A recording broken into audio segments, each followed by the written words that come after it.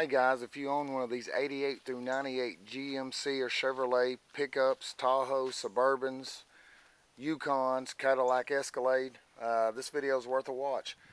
I notice every time that I have a substantial amount of rain, I have problems with this thing running erratically or not wanting to run at all.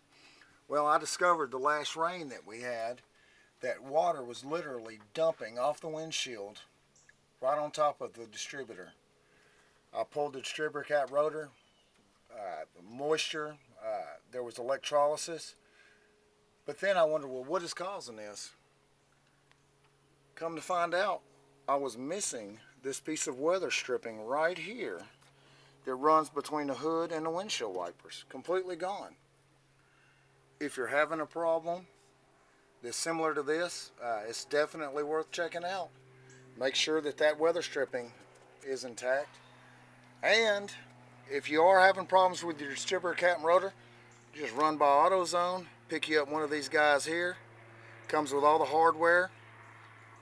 And I appreciate you guys watching. Thanks.